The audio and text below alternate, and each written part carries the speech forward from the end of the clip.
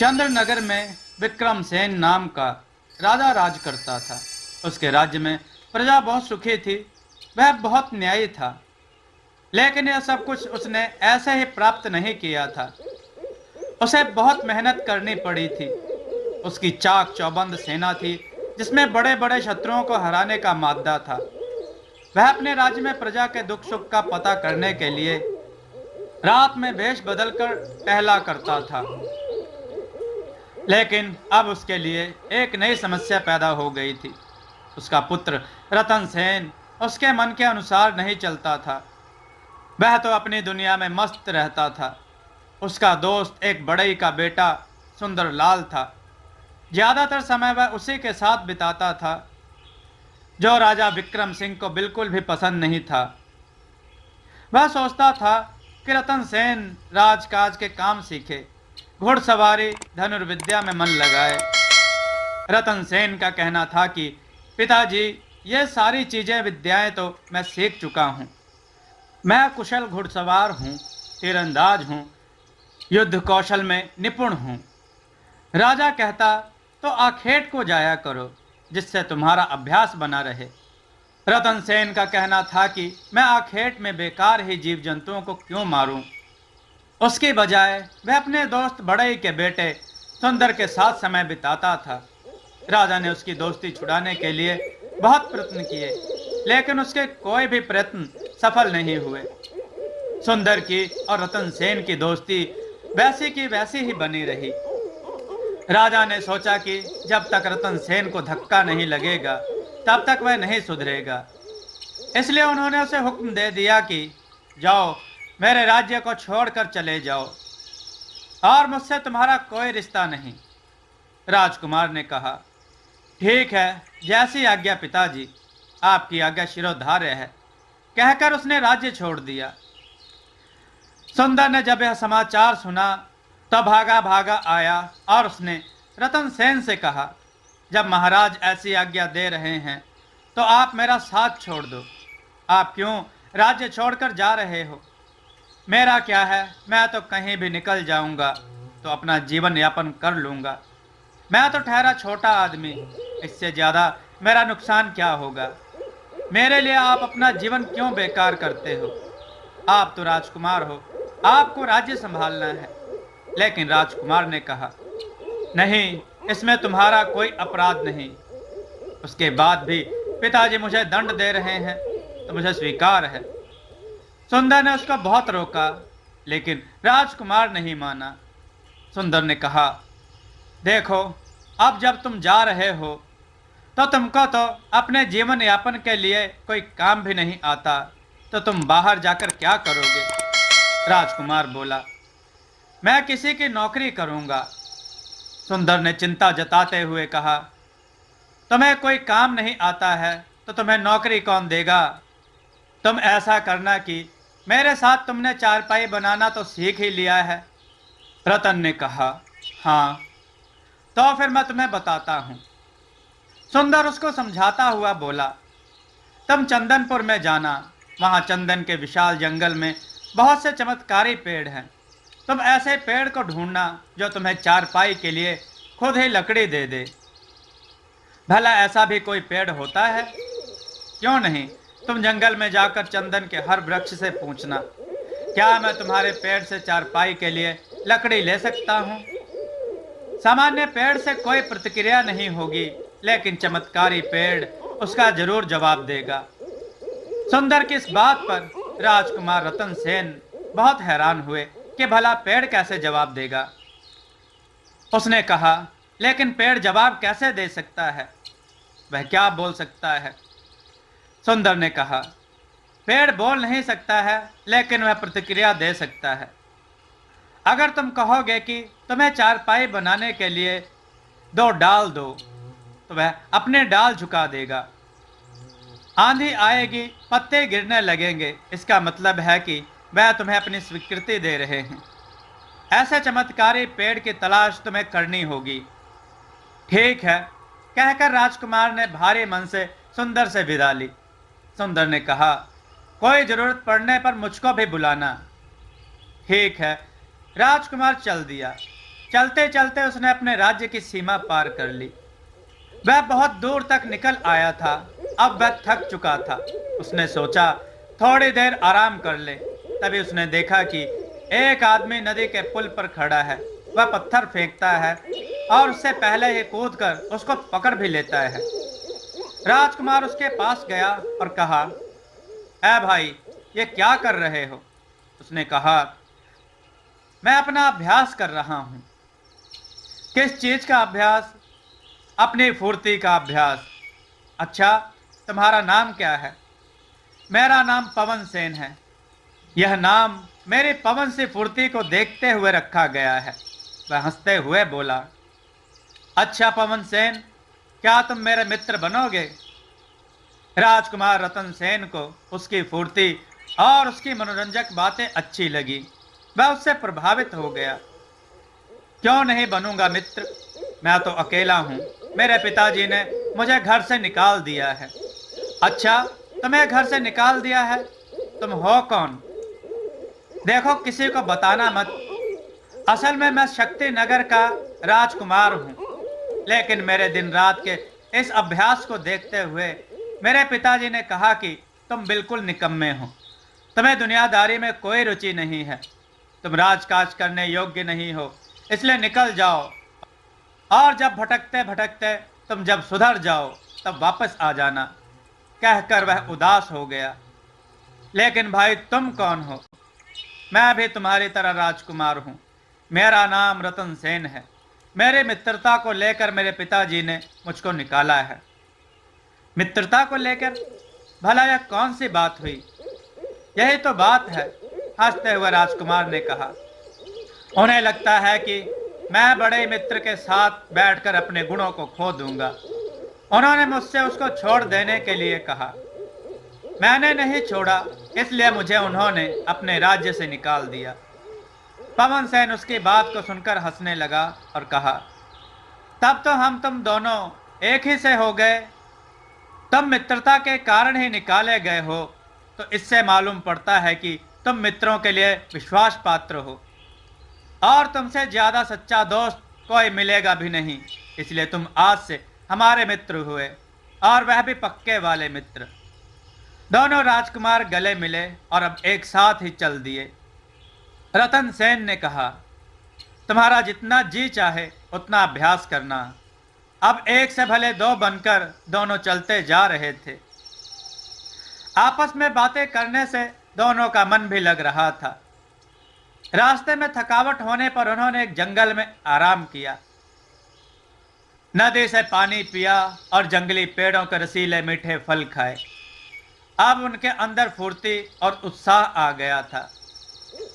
कई जंगल नदी पार करते हुए ना जाने किस देश की सीमा में थे। जंगल में ही उन्होंने देखा एक लंबा तगड़ा युवक चलता जा रहा है। उसे रोककर उन्होंने पूछा, भाई, तुम कौन हो? तुम्हारा डील डॉल तो बहुत अच्छा है। वह उदास होकर बोला, क्या डील डॉल अच्छा है? भाड़ में जाए ऐसा डील डॉल। क्यों इतना नाराज होते हो? अरे, इसी डील डॉल की वजह से मेरे पिताजी ने मुझे घर से निकाल दिया है। यानी तुम भी घर से निकाले गए हो? वे दोनों बहुत खुश हो गए। वह युवक नाराज होकर उनकी ओर देखता हुआ बोला, तुम क्यों हंस रहे हो? मेरी विपत्ति पर हंसते हुए तुम्हें शर्म नहीं आती? इस बात पर तो वे दोनों और भी जोर से हंसते हुए बोले, शर्म? शर्म किस बात की आएगी? हम भी तो तुम्हारी तरह ही हैं। हमें भी घर से निकाला गया है।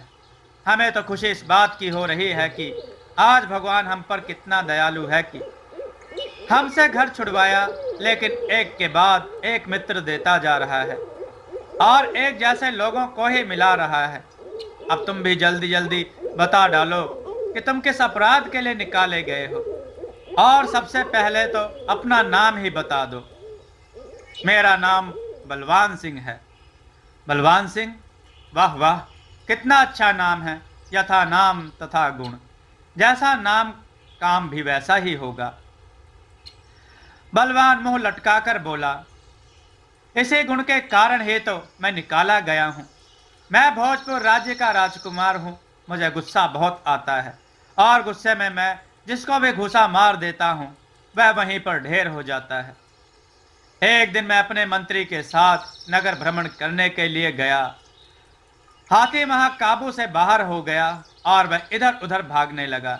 जब लोगों ने देखा कि हाथी बेकाबू है और सबको रौंदने के लिए उद्धत है, तब सब लोग भागकर सुरक्षित जगह पर छुप गए। लोग अपने अपने घरों में भाग गए।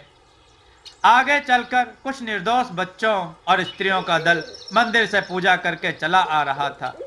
वे लोग भजन कीर्तन करते चले आ रहे थे। दुर्भाग्य से वे हाथी के सामने आ गए। मेरे सामने बड़ी विकट स्थिति थी। अगर मैं हाथी को नियंत्रित नहीं करता तो वे लोग मारे जाते, और अगर मैं हाथी को नियंत्रित करता तो हाथी मारा जाता। ऐसी स्थिति में मुझे क्या करना चाहिए था? रतन सेन और पवन सेन ने कहा, तुम्हें हाथी को रोकना था, उसका चाहे जो भी परिणाम होता। वही मैंने किया। मेरे सामने मजबूरी थी, इसलिए मैंने उस हाथी को एक जबरदस्त घूसा मारा। हाथी वहीं बैठ गया। वह तो ढेर हो गया। मुझे बहुत दुख हुआ, पर खुशी इस बात की थी कि वे निर्दोष भक्त बच गए।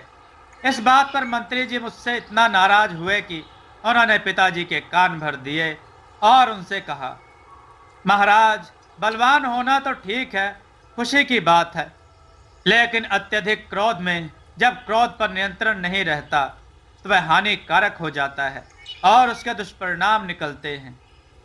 मान लो यदि कल को राजकुमार जिद करने लगे कि मैं सिंहासन पर बैठूंगा और आप मना करोगे, तो वह आपसे बिगड़ जाएगा, क्रोधित होगा, और उस क्रोध में अगर उसने आप पर घूसा जड़ दिया तो आप तो वहीं ढेर हो जाओगे।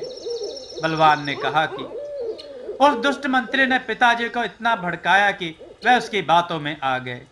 दिन रात कहने सुनने से तो दीवारें भी चल जाती हैं, तो मनुष्य की सामर्थ्य क्या है? मेरे पिताजी उसकी बातों में आ गए।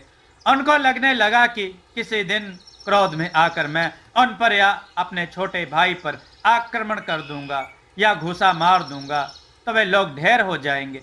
इसलिए उन्होंने मुझे आदेश दिया कि जब तक तुम अपने क्रोध पर नियंत्रण करना नहीं सीख जाते तब तक मेरे राज्य में वापस मत आना। क्रोध तो मुझे आता ही है, इसलिए मैं चाहता तो पिताजी से क्षमा मांग सकता था और मेरा निष्कासन नहीं होता, लेकिन मैंने भी क्रोध में कह दिया, ठीक है, जब आपको मेरे प्रति कोई मोह ममता नहीं है तो ऐसे राज्य को मैं भी ठोकर मारता हूँ। वैसे आप लोग कौन हैं? रतन सेन ने कहा, हम दोनों भी राजकुमार ही हैं। मैं अपनी दोस्ती की वजह से निकाला गया हूँ और यह अपनी फुर्ती बढ़ाने के अभ्यास के कारण। इसी बात पर हमें हंसी आ रही थी। अब बलवान का भी मुस्कुराया हुआ चेहरा खिल उठा। वह बोला, मित्रता में तो मैं भी बहुत आगे हूँ। एक कारण मेरे पिताजी की नाराजगी का यह भी है कि मैं पूरे दिन अपने मित्रों के साथ व्यतीत करता हूँ, राजकाज में कोई रुचि नहीं लेता। तो फिर अब क्या निश्चय है तुम्हारा? अकेले कहाँ जाओगे? पवन सेन और रतन सेन ने पूछा। अब मैं अकेला कहाँ हूँ? जब दो मित्र मिल गए हैं तो फिर हम तीन की तिकड़ी हो जाएगी। बलवान प्रसन्नचित्त होकर बोला, यह हुई ना बात। तीनों मित्र गले मिले और बोले, देखो, आज से हम तीनों गहरे मित्र हैं। कोई किसी से बात नहीं छिपाएगा और हम सब में अलग अलग गुण हैं। जहाँ पर जिसका काम आएगा वह अपनी भूमिका निभाएगा। इसलिए हम तीनों मिलकर ही किसी मुसीबत से जूझ सकते हैं, अकेले अकेले नहीं। यह बात ठीक है, ऐसा ही होगा। अब तीनों मित्र एक नए सफर की ओर चल दिए। चलते चलते वे एक नगर से होकर निकले तो उन्होंने देखा कि एक आदमी एक नदी के पुल पर लेटा हुआ था और अपनी टांग आराम से फैलाए था। उसकी टांग से होकर सारे वाहन निकल रहे थे। उसके देखते देखते कई सारे रथ और बैलगाड़ियां निकल गई, लेकिन उसकी टांग टस से मस नहीं हो रही थी। उसे कोई चिंता नहीं थी और वह बड़े आराम से सो रहा था। यह अजूबा देखकर उन्हें बहुत आश्चर्य हुआ। उन्होंने उस आदमी को जगाया और उससे पूछा, भाई, तुम्हारी टांगे क्या लोहे की बनी हुई है? उसने कहा, नहीं तो फिर इतने सारे वाहन तुम्हारी टांगों के ऊपर से निकले जा रहे हैं। फिर भी ना तो तुम्हें कुछ हुआ और ना तुम जाग रहे हो। तीनों राजकुमारों के मुंह आश्चर्य से खुले थे। उसने एक अंगड़ाई ली और उठकर खड़ा हो गया। वह जम्हाई लेते हुए बोला, मुझे तो पता भी नहीं चला। ऐसे मक्खी मच्छर तो दिन रात शरीर पर बैठते ही रहते हैं, लेकिन तुम कौन हो? अरे भाई, हम परदेसी हैं और काम की तलाश में हैं, उन तीनों ने बताया। उसकी ताकत पर उन्हें बहुत आश्चर्य था। उन्होंने पूछा, तुम्हारा नाम क्या है? मेरा नाम दरियाई सिंह है। तुम काम क्या करते हो? मेरा काम ज्यादा कुछ नहीं है। जब कभी भी मेरी इच्छा होती है तो एक साथ मैं बहुत सारा वजन ढोकर रुपए पैदा कर लेता हूँ, फिर आराम से पड़ा पड़ा खाता रहता हूँ। मुझे काम की ही तलाश रहती है। तो हमारे साथ काम करोगे? उन तीनों ने कहा।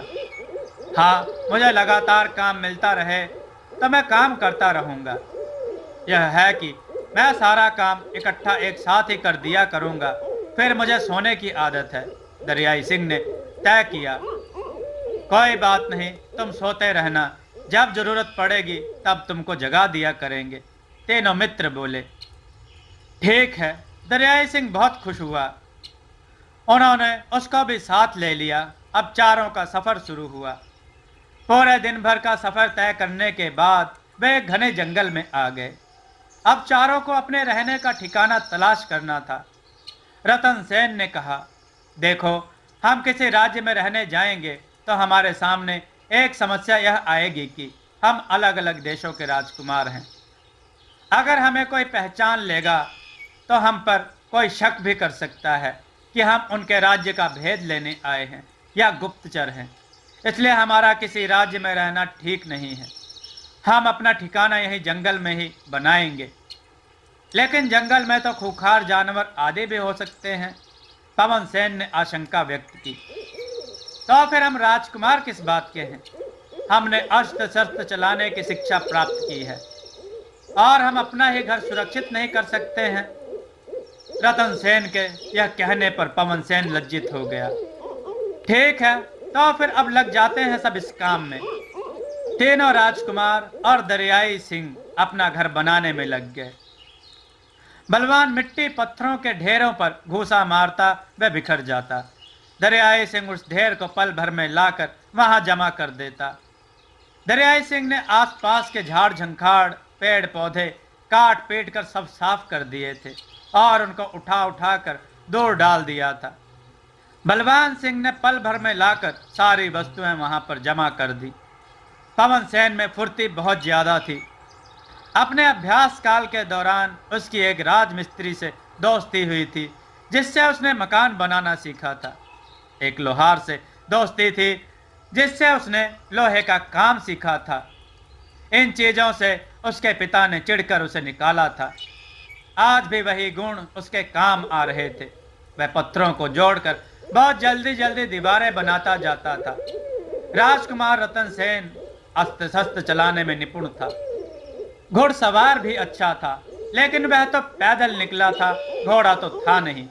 इसलिए उसने घास फूस आदि चीजें इकट्ठी कर डाली और पेड़ की टहनियों की मदद से उस घर की छत बना डाली। अब वहां पर एक सुंदर घर बनकर तैयार हो गया था। सुरक्षा के लिए उन्होंने चारों तरफ ऊंची ऊंची पत्थरों की दीवार बना ली थी। अब उसमें कोई जानवर नहीं आ सकता था। वे चारों उसमें आराम से रहने लगे। उन्होंने अपने लिए एक एक काम निश्चय कर लिया। देखो, अब मैं यहाँ से चंदनपुर के जंगल में जाऊंगा, वहां से अपने लिए लकड़ियां लाऊंगा और चारपाई बनाऊंगा, फिर उसे बेचूंगा। दरियाई सिंह थक गया है, उसे सो जाने दो, वह इकट्ठा काम करेगा। तब तक तुम दोनों लोग जंगल से जाकर अच्छे अच्छे स्वादिष्ट फल लाकर जमा करना, वही हम सब खाएंगे। और जब मैं चारपाई बेचकर रुपए पैदा कर लूंगा तब हम भोजन बनाकर खाएंगे। रतन सेन की इस बात पर सबने हामी भरी। चंदनपुर के जंगल यहाँ से बहुत दूर नहीं थे। चंदनपुर के जंगल के आसपास कई राज्यों की सीमाएं लगती थीं। सब कुछ निश्चित करके रतन सेन चंदनपुर के जंगलों की ओर निकल गया और बलवान और पवन सेन जंगल में मीठे और रसीले फलों की तलाश में निकल गए। दरियाई सिंह वहीं आराम से घास फूस पर मोटा सा बिस्तर बिछौना बनाकर लंब लेट सा हो गया और सो गया। जिस जंगल में ये लोग ठहरे थे उससे निकलकर एक राज्य पड़ा। रतन सेन उस राज्य में घुसा तो यह देखकर दंग रह गया कि वहां सुनसान पड़ा है और कोई भी नहीं है। वह उस राज्य का नाम पूछना चाहता था, इसलिए ऐसे किसी इंसान को ढूंढ रहा था जो उसे बता सके। उसने आसपास की गलियां छान मारी, कई घरों में देखा, लेकिन उसे कोई नहीं मिला। वह जिस घर के सामने से निकलता वही घर उसे खाली पड़ा मिलता। आखिरकार यहाँ रहने वाले लोग कहाँ गए? किसी घर में कोई आदमी क्यों दिखाई नहीं दे रहा है? ऐसा तो कहीं नहीं होता। ऐसी बातें सोचता हुआ वह आगे बढ़ता जा रहा था। एक से सुंदर चमचमाते भवन बेशकीमती सामानों से भरे थे। उसने जोर जोर से पुकारा भी, लेकिन कोई था ही नहीं, तो बोलता कौन? घर ऐसे खाली थे और उनके दरवाजे ऐसे खुले पड़े थे जैसे कोई बहुत बड़ी मुसीबत आई हो और लोग भाग खड़े हुए हों। यह महान आश्चर्य की बात थी। उसने एक घर से कुल्हाड़ी उठाई और एक घर के बाहर बंधा हुआ घोड़ा खोला। वह घोड़े पर बैठा और सरपट घोड़ा दौड़ दिया। वह राज्य को पार कर गया। वह दौड़ता रहा। अब उसे एक अन्य जंगल दिखाई देने लगा था। उसने वहां खेतों में काम कर रहे लोगों से पूछा तो उन्होंने कहा, यह चंदनपुर का जंगल है। उसे चंदनपुर के जंगलों की सीमा मिल गई। वह जंगल में घुसने ही वाला था कि उसने देखा कि एकाएक चारों तरफ भयानक आग भड़क उठी है। उसके देखते ही देखते आग इतनी प्रचंड हो गई कि उसकी लपटें आसमान को छूती ही मालूम पड़ने लगी। उसमें से जो धुआं उठ रहा था उसने घने काले बादलों का रूप लेकर पूरे वातावरण को ढक लिया था, जिससे कुछ दिखाई नहीं दे रहा था। झाड़ियों में उलझा हुआ एक सांप जलने ही वाला था कि रतन सेन ने उस सांप को बड़ी फुर्ती से उठाकर दूर फेंक दिया, जिससे वह आग से बच गया। जंगल में जीव जंतु निकल निकल कर बाहर की ओर भागने लगे। रतन सेन एक उलझन में पड़ गया था कि वह इस आग को कैसे बुझाए। यह तो बहुत ही भयानक है। अचानक ही उसे याद आया कि उसे तो वरुणास्त्र का उपहार मिला हुआ है, और उसे वह घटना याद आई जब वह एक बार जंगल से गुजर रहा था तो उसने बांसों के झुरमुट से अचानक ही लगी हुई आग से खरगोश को बचाया था। तब उस खरगोश ने तुरंत ही अपना रूप बदल लिया था और उसे वरुणास्त्र देते हुए कहा था कि जंगल की आग से रक्षा करने के लिए इसका उपयोग करना। उसने मन ही मन वरुणास्त्र के उपयोग वाला मंत्र पढ़ा और उसे छोड़ दिया। अब चमत्कार हो गया। धुएं वाले बादल पानी के बादल बन गए और मूसलाधार पानी बरसने लगा। आग तुरंत बुझ गई। आश्चर्यजनक ढंग से सब कुछ पहले जैसा हो गया। ऐसा लग रहा था जैसे कभी आग लगी ही नहीं थी। धुआं और आग का कहीं नामो निशान नहीं था। अंदर जंगल में जाने के लिए बिल्कुल साफ सुथरा रास्ता दिख रहा था। आगे से घना जंगल शुरू हो गया था। वह घोड़े से उतर पड़ा, उसकी लगाम अपने हाथ में थाम ली और धीरे धीरे चलने लगा। हर चंदन के पेड़ को वह ध्यान से देखता जाता, लेकिन अभी उसे चंदन के पेड़ नहीं दिख रहे थे।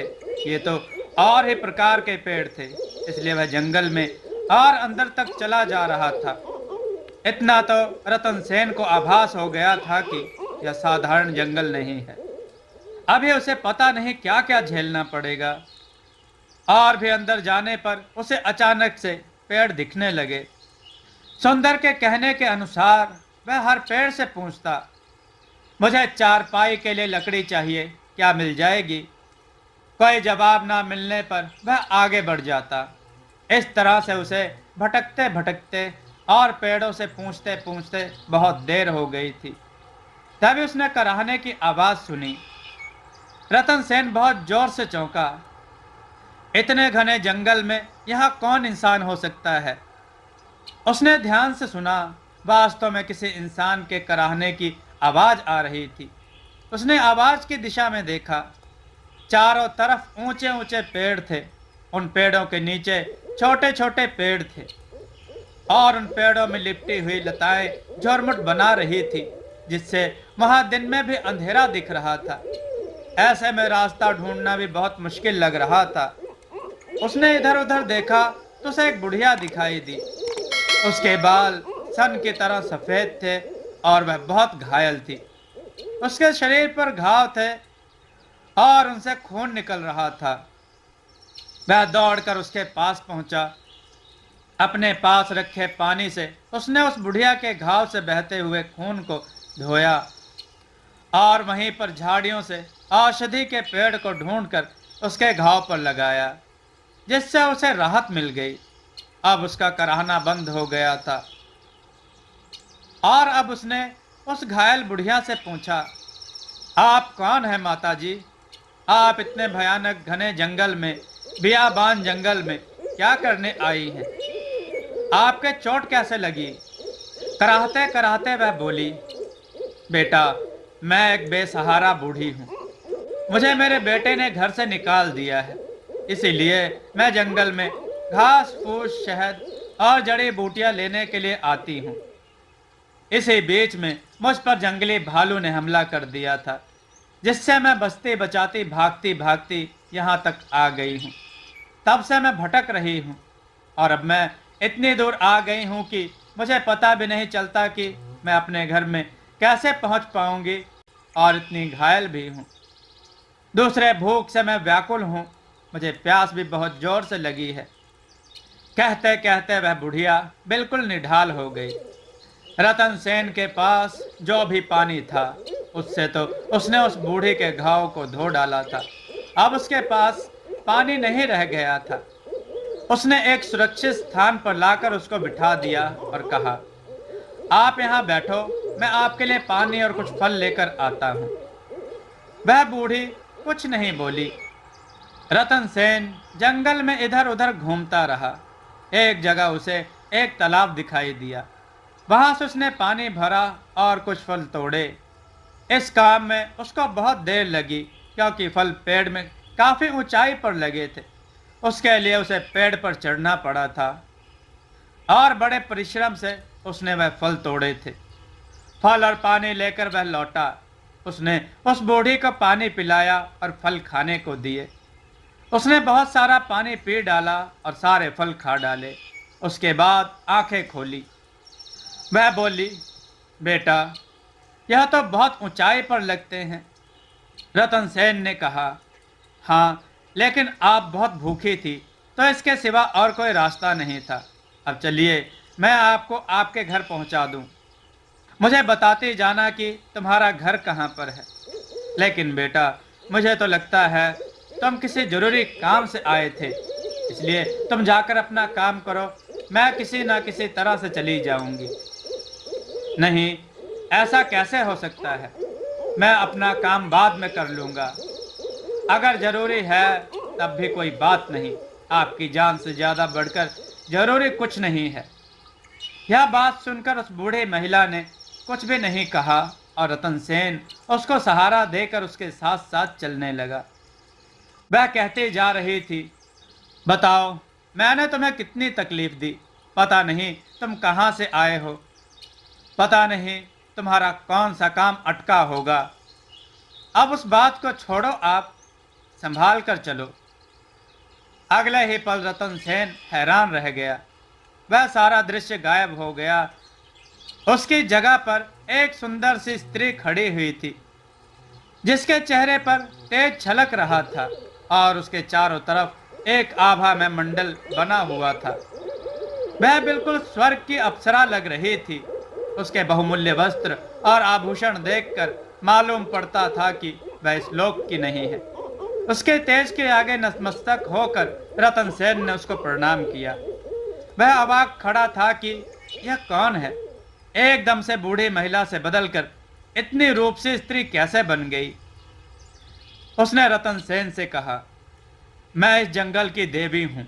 तुम्हारी परोपकार भावना की मैंने 2 बार परीक्षा ली और दोनों ही बार तुम सफल हुए हो। वास्तव में बात यह है कि मनुष्य जाति बहुत ही लालची और स्वार्थी है। यह जंगल के जीवों की हत्या करती है और उनसे अपना स्वार्थ पूरा करती है।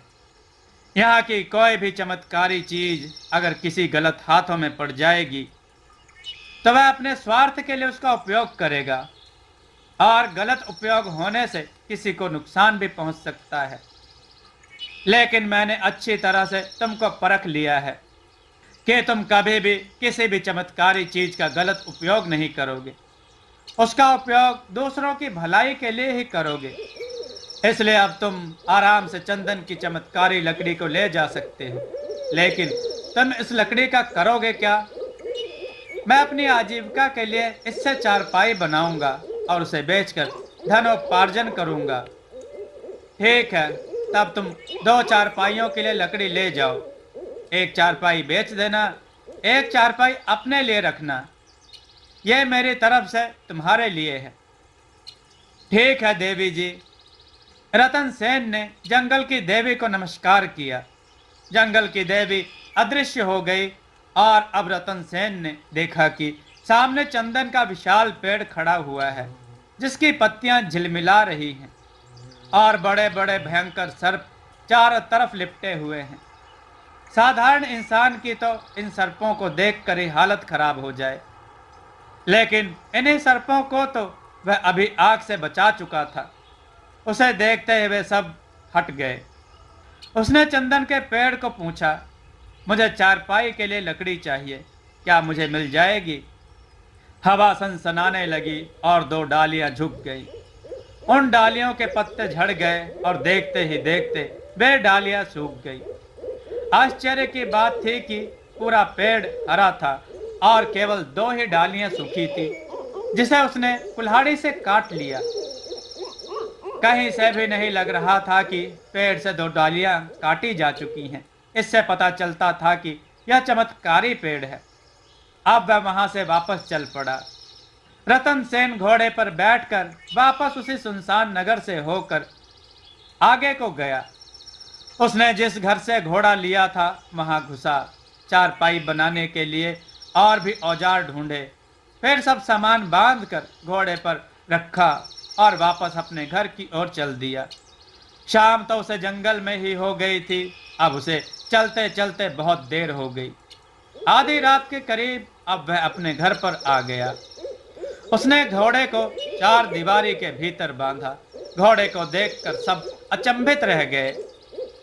जंगल से लकड़ी लेने गए, रास्ते से घोड़े को लेकर आए क्या? क्या बात है भाई रतन, क्या जादू की छड़ी है तुम्हारे पास? बलवान और पवन सिंह ने पूछा। अंदर चलो, फिर मैं सब किस्सा सुनाता हूं, रतन सेन ने कहा। सभी साथी अंदर आ गए। अभी तक उसके दोनों दोस्त और दरियाई सिंह बैठे हुए उसका इंतजार कर रहे थे और जाग रहे थे। बलवान सिंह ने कहा, अब बताओ तुम्हें इतनी देर कैसे हो गई? रतन सेन ने सारा किस्सा कह सुनाया। दरियाई सिंह भूख से बिलबिला रहा था। उसे रतन सेन को देखकर बहुत सुकून मिला। इसके बाद सब दोस्तों ने मिलकर फल खाए और सो गए। सवेरा जब हुआ तो सबसे पहले उठकर दरियाई सिंह ने रतन सेन से पूछा, आप बता रहे थे कि वह नगर सुनसान पड़ा है, घर खाली पड़े हैं। हाँ तो तुम्हें उससे क्या? रतन सेन ने उत्सुकता से पूछा। मैं यह कह रहा हूं कि फल खाकर कब तक गुजारा होगा। हम वहां चलते हैं और वहां चलकर रहते हैं, यही ना? बलवान सिंह ने मुस्कुराकर बात पूरी की। यह बता कि रात भर नींद भी अच्छे ढंग से आई थी कि नहीं, या यही सपने देख रहा था? यह सुनते ही सभी लोग जोर से हंस पड़े। लेकिन दरियाई सिंह तो ऐसा बैंगन था कि जिस पर पानी पड़ा और ढरक गया। उस पर कोई असर नहीं हुआ। वह बोला, और क्या? कहाँ, वहां सबके घर खाली पड़े हैं, सब कुछ तैयार मिलेगा, बस खाना पकाना होगा। मैं बैठकर दिन भर खाना बनाता रहूंगा और सब लोग खाते रहना, कितना मजा रहेगा। गिलगिलिया, मित्रों, यह एक चिड़िया का नाम है। वह दौड़कर उपलों का ढेर इकट्ठा कर देगी। इसको हर समय खाने की याद रहती है और इसके अलावा कुछ नहीं। हम किसी के घर में कैसे जाकर रह सकते हैं? पता नहीं किनका घर होगा, रतन सेन ने हंसकर कहा। पवन सिंह बोला, अरे जब हम लोग फल खाकर रह सकते हैं तो तुम्हें क्या दिक्कत है? दरियाई सिंह मुंह लटकाकर बोला, तुम्हारी क्या, तुम तो राजकुमार हो, फूल फूल चुगते रहे इसलिए फल खाकर रह सकते हो। मैं ठहरा मजदूर आदमी, मुझे तो ठोस रोटी चाहिए। तो ठीक है ना, आज से ठोस रोटियां बनाना। चारपाई के लिए लकड़ी काटते पीटते हुए रतन सेन ने हंसकर कहा। उसने अपना काम शुरू कर दिया था और बाकी दोस्त भी उसमें मदद करने लगे। 3-4 घंटे के अंदर एक चारपाई बनकर तैयार हो गई। यह बड़ी सुडौल चारपाई थी। उसके साथ ही साथ रतन सेन ने एक चारपाई अपने लिए भी तैयार की, जिस पर फुर्सत में चारों दोस्त बैठा करेंगे। इसके बाद उस चारपाई को बुनने की बात आई। रतन सेन ने हसिया लिया और जंगल में निकल गया। उसके साथ ही उसके दोस्त भी फलों की तलाश में निकल गए। शाम को सभी दोस्त लगभग साथ ही साथ लौटे। दोस्त जहां गट्ठर भरकर स्वादिष्ट और रसीले फल लेकर आए थे, वहीं रतन सेन वहां से कास और मूंज, एक प्रकार की घास है मित्रों, उसके गट्ठर काट कर लेकर लौटा था। सबने फलों को पेट भरकर खाया, लेकिन दरियाई सिंह को तकलीफ हो रही थी। उसने मूंज को बटना शुरू कर दिया। उनको बट बट के उसने पतली पतली डोरियों के गोले बना बना कर उसने रख लिए। उसके बाद चारपाई को बुना। यह चारपाई बहुत सुंदर लग रही थी। यह चारपाई लेकर वह उसी नगर में पहुंचा जो नगर सुनसान पड़ा था। उस नगर के राजमहल को ढूंढता ढूंढता वह दरबार में जा पहुंचा। वहां पर राजा बैठे हुए थे, पूरा दरबार लगा था। उसने राजा को प्रणाम किया और नगर का नाम पूछा। राजा बहुत उदास और निराश लग रहा था। उसके चेहरे पर मायूसी थी। उसने धीरे धीरे रतन सेन को बताया, यह बसंत नगर है और मेरा नाम भुवन सिंह है। कभी मेरा नगर भी अपने नाम को सार्थक कर रहा था। यहाँ हर समय बसंत मुस्कुराता था। यहाँ रौनक थी, बाजारें भरी रहती थी। अब यहाँ कुछ नहीं रह गया, इसका केवल नाम ही नाम रह गया है। पता नहीं यहाँ पर किस बला की काली छाया पड़ गई है कि समझ में नहीं आता क्या हो रहा है। क्या मतलब महाराज? मतलब यही कि यहाँ कोई ऐसी बला आती है कि प्रजा में जो भी लोग खाना बनाकर रखते हैं वह जबरदस्ती छीन कर खा लेती है। लोग भूखे ही रह जाते हैं। इन घटनाओं से लोग डर कर भाग गए। कोई अपनी रिश्तेदारी में चला गया है तो कोई जंगलों में जाकर छिप गए हैं, तो कहीं कोई दूर जाकर शरण लिए हुए हैं। मेरी समझ में नहीं आता कि यह क्या हो रहा है। मैंने अपनी सेना के सभी सैनिकों को उसमें लगा रखा है, लेकिन किसी ने आज तक कुछ भी नहीं पता लगा पाया। खुद मैंने भी रात में जाकर देखा है। सेनापति भी प्रयास कर चुके हैं। अब हमारे यहाँ ऐसा कोई नहीं बचा है कि जिसने समस्या को सुलझाने की कोशिश ना की हो। खैर बताओ, तुम यहाँ क्यों आए हो? महाराज, मैं एक गरीब लकड़हारा हूँ और बड़े गिरी का काम जानता हूँ।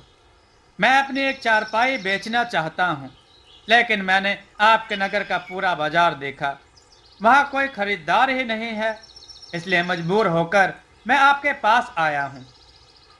आप मेरी इस चारपाई को खरीद लीजिए। राजा ने घोर निराशा से कहा, बताओ, आज यह नौबत आ गई है। अगर बाजार आबाद होता तो तुमको चारपाई लेकर यहाँ नहीं आना पड़ता। खैर, जब तुम उम्मीद लेकर मेरे यहाँ आए हो तो तुमको निराश नहीं करूँगा। बोलो, यह चारपाई कितने की बेचोगे? महाराज, इसकी कीमत 1000 स्वर्ण मुद्राएं है। यह सुनकर महाराज भुवन सिंह बहुत जोर से चौंके और कहा, इसमें ऐसी क्या खासियत है जो तुम इतनी महंगी चारपाई बता रहे हो? महाराज, यह बहुत कीमती है। इसके आगे मैं और कुछ नहीं कह सकता। सिर्फ यही कह सकता हूं कि आप इस पर रात भर लेट कर देखिए, इसके बाद आपको पता चल जाएगा। और मैं आपके पड़ोस में जो यह जंगल है मैं उसी में रहता हूँ। अगर कोई कमी निकले तो आप मेरी चारपाई वहीं पटक दीजिएगा। ठीक है, उन्होंने अपने मंत्री जी को आदेश दिया। मंत्री जी, बड़ई को 1000 स्वर्ण मुद्राएं दिलवाओ और इस चारपाई को हमारे शयन कक्ष में डलवा दो। ठीक है महाराज। मंत्री ने राजा की आज्ञा का पालन किया। 1000 स्वर्ण मुद्राएं लेकर राजकुमार रतन सेन वापस लौटने लगा। बाजार से निकलते समय उसने ढेर सारा सामान लिया, उसकी जगह पर उचित कीमत रख दी और सामान की पोटली बांधकर जंगल में पहुंच गया। दरियाई सिंह पत्थरों के ऊपर पत्थर जमा कर चूल्हा बनाने में जुट गया। उसने चकमक पत्थर पहले से ही ढूंढ कर रखे हुए थे, उनसे आग जलाई और वह विधि विधान से भोजन बनाने के लिए बैठ गया। वास्तव में भोजन बनाने में वह बहुत निपुण था। उसने स्वादिष्ट भोजन बनाया। भोजन बनाकर उसने दाल में ज्यों ही देसी घी की छौंक लगाई, उससे दूर दूर तक खुशबू फैल गई। तीनों राजकुमार और दरियाई सिंह जो उस भोजन पर जुटे तो फिर वहां कुछ भी नहीं बचा। सब ने दरियाई सिंह की पीठ ठोकी और कहा, दरियाई सिंह, वास्तव में तुम बहुत अनमोल हीरे हो। तुम हमारे साथ आ गए, यह हमारे लिए बहुत अच्छा रहा। आज दरियाई सिंह बहुत खुश था। उसने कहा, बस राजकुमार, इसी तरह से सामान लाते रहो और मैं खाना बनाता रहूंगा। अब कहीं फल की तलाश में नहीं जाना पड़ेगा और यह सब भी हमारे साथ मदद किया करेंगे।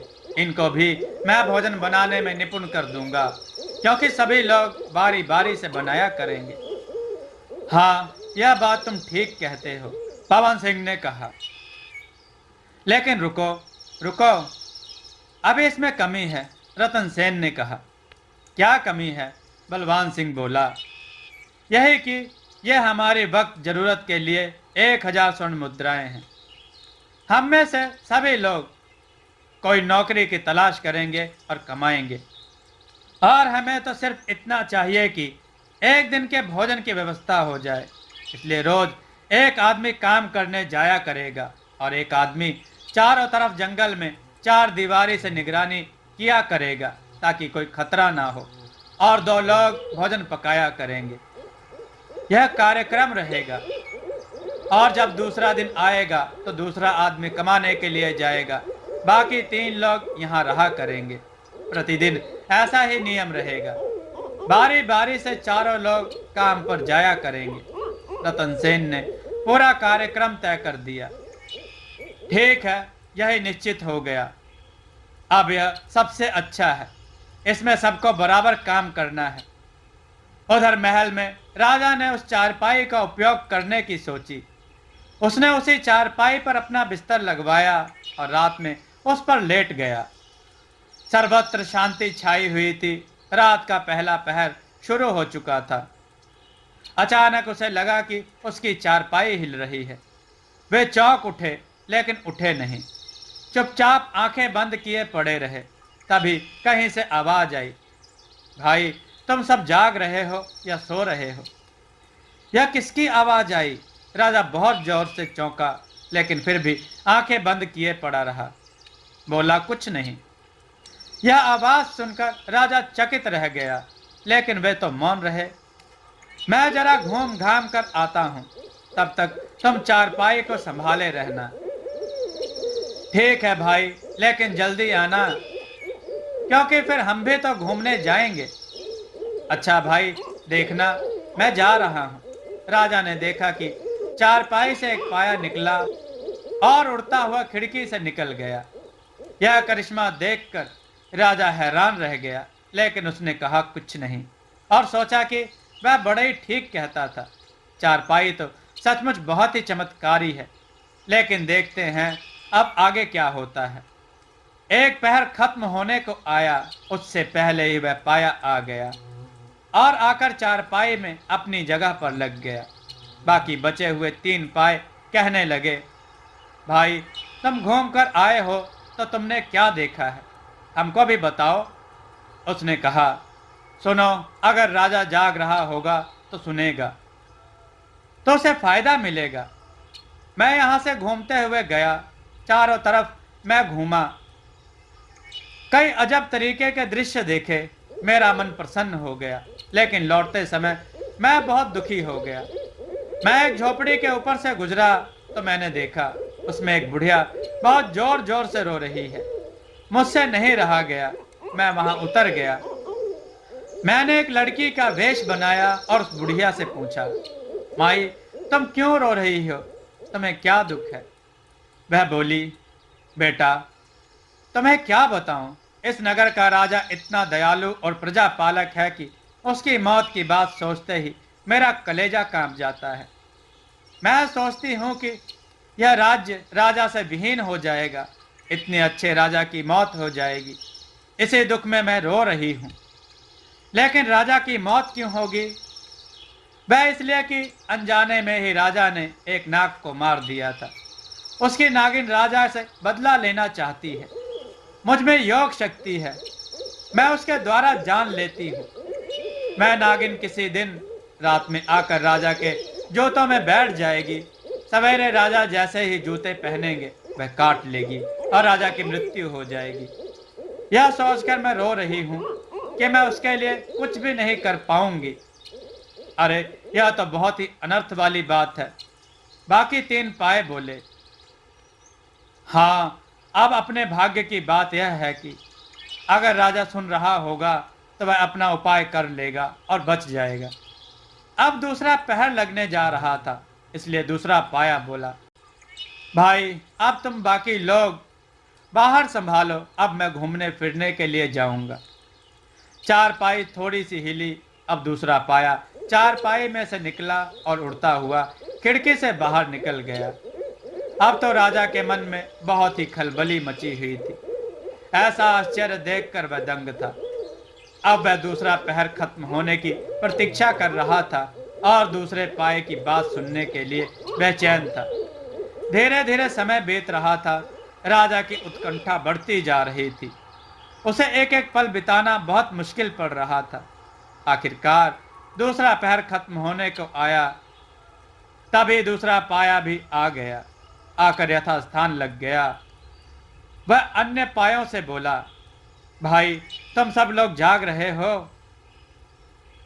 और क्या करें? बाकी तीन पाए हंसकर बोले, अब तुम्हारे हिस्से का बोझ भी हमें संभालना है, तो हम जागेंगे नहीं तो और क्या करेंगे।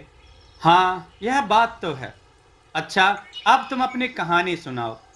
तुम घूमने गए थे तो तुमने क्या देखा? पाई ने कहा, संसार में बहुत आश्चर्य भरा हुआ है। मैंने देखा कि यहाँ कैसे कैसे धोखेबाज लोग भरे पड़े हैं। इतना अच्छा राजा है और इतना प्रजा पालक, फिर भी उसे मारने के लिए उसके ही कर्मचारी षड्यंत्र रचते हैं। राजा ने बात सुनी तो वह बहुत जोर से चौंका कि उसे कौन मारने वाला है। फिर वह बड़ी सावधानी से पाए की बात सुनने लगा। अरे, कैसे भाई, कैसे? अब उत्सुकता के मारे बाकी पाए बेचैन थे। बताओ जल्दी, देर ना करो। राजा के लिए कौन षड्यंत्र करेगा भला? अरे, यही राजा का मंत्री। यह सुनकर राजा भुवन सिंह को तगड़ा झटका लगा। क्या मंत्री ऐसा कर सकता है? वह चुपचाप पाए की बात सुनने लगा। हाँ, भला है, लेकिन केवल देखने में ही है। मैंने तो पूरा नगर घूमकर खूब आनंद उठाया। आकाश से शहर में एक जगह बहुत सुंदर दृश्य और रोशनी देखकर मैं एक बाग में उतरा तो मैंने देखा कि मंत्री के बाग में कोई उत्सव हुआ था, वही समाप्त हुआ था। अब मंत्री अपने बाग में बैठा हुआ अपनी पत्नी से बता रहा था, अब कल तक तुम महारानी बन जाओगी और मैं महाराज। उसकी पत्नी बोली, मैं भला महारानी कैसे बन जाऊंगी?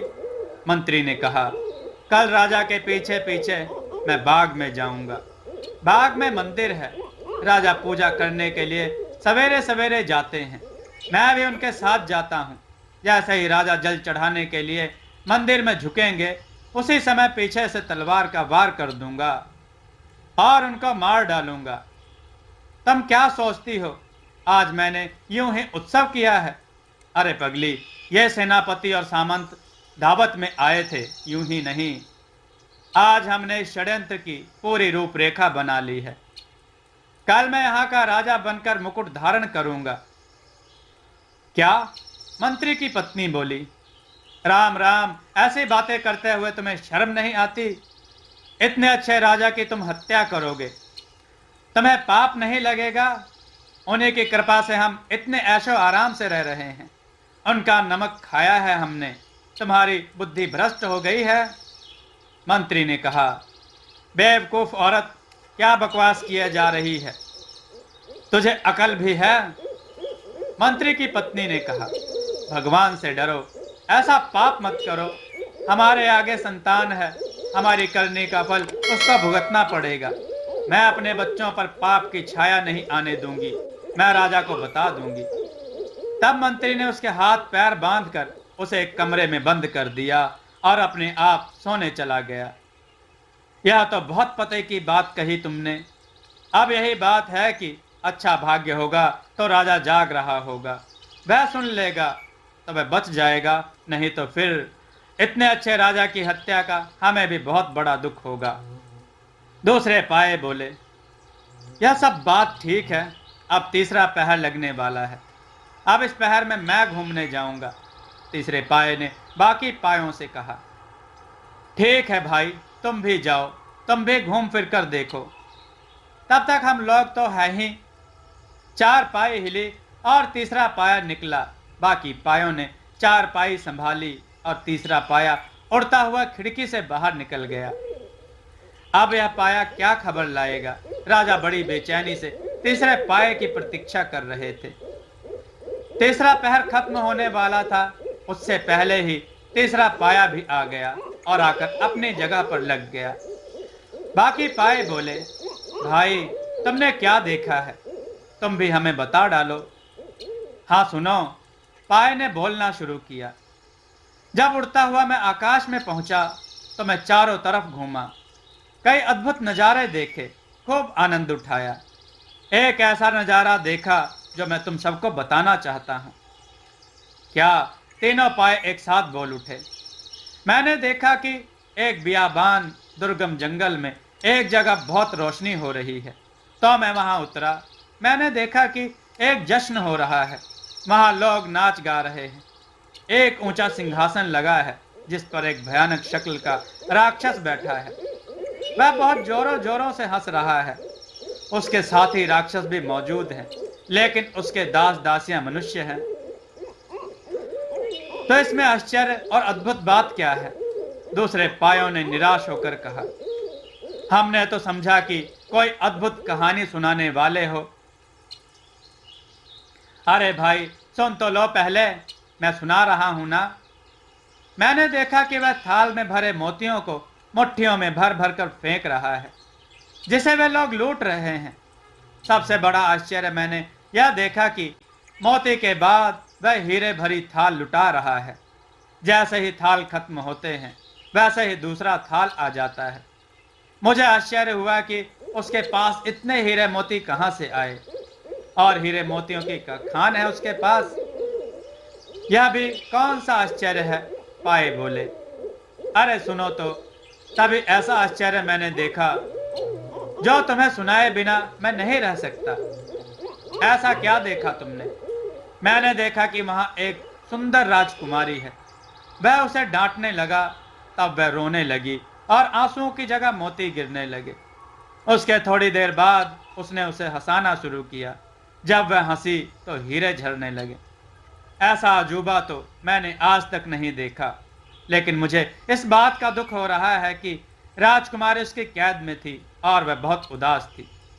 उस बेहड़ बनने प्रदेश में कोई नहीं जा सकता जिसके पास जादुई चारपाई होगी, असीम ताकत का स्वामी होगा, हवा की तरह फुर्तीला होगा, अत्यधिक भार सहने वाला होगा, वह उससे पार पा सकता है।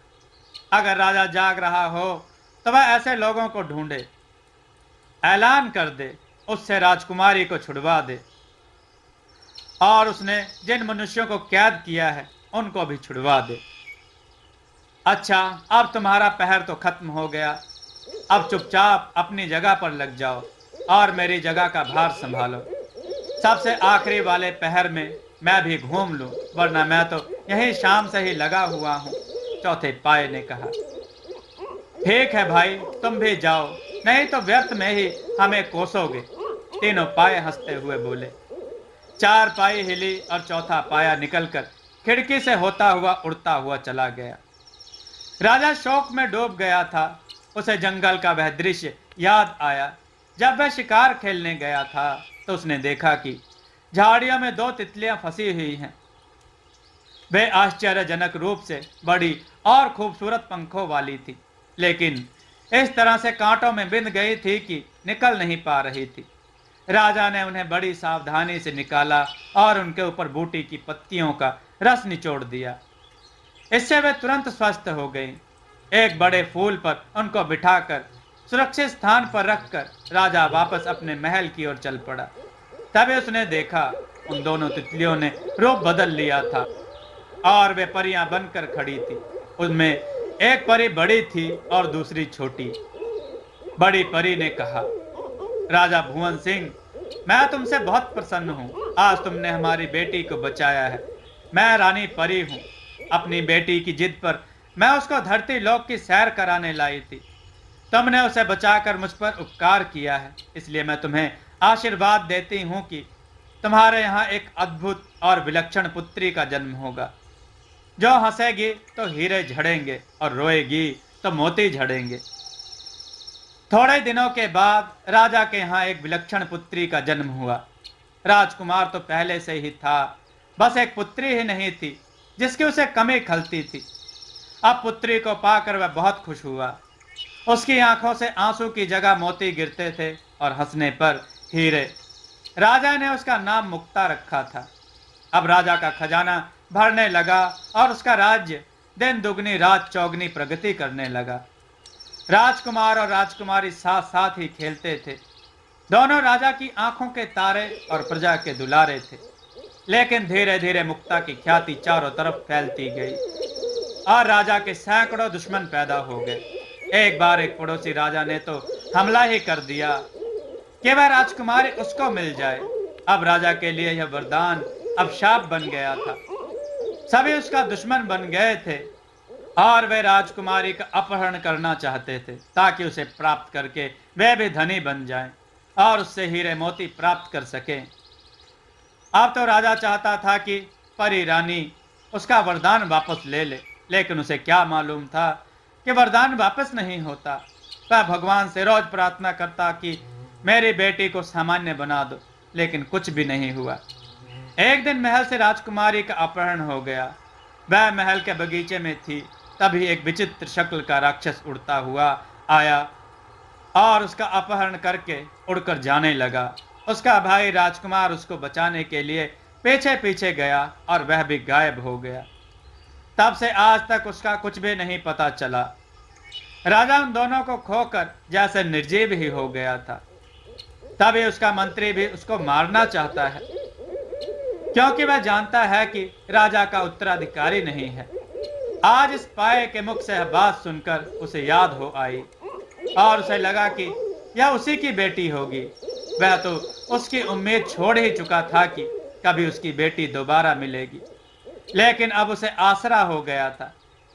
चौथा पहर भी खत्म होने को आया था, पाँव फटने को लगी थी। तभी चौथा पाया भी आया और अपनी जगह पर लग गया। तीनों पाए बड़ी उत्सुकता से बोले, सुनाओ भाई, क्या खबर लेकर आए हो?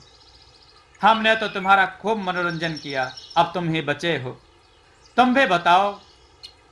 वह कहने लगा, सबसे बड़ी खबर लाया हूं। ऐसी खबर तुम कोई भी नहीं लाए हो। कैसी खबर? अरे ध्यान से सुनो। यह जो राज्य सूना पड़ा है, इसी के बारे में लाया हूं। यहाँ पर एक नहीं तीन तीन राक्षसों का कब्जा है। इनके सबके काम बटे हुए हैं। इनका सरगना है एक बाबा, मतलब वह बाबा का वेश बनाए रहता है। वह इन सब बातों की जड़ है। आश्चर्य की बात है कि वह एक बालिस्त का है और 1.5 बालिस्त उसकी दाढ़ी है। यह नजरों को धोखा देने के लिए ही है।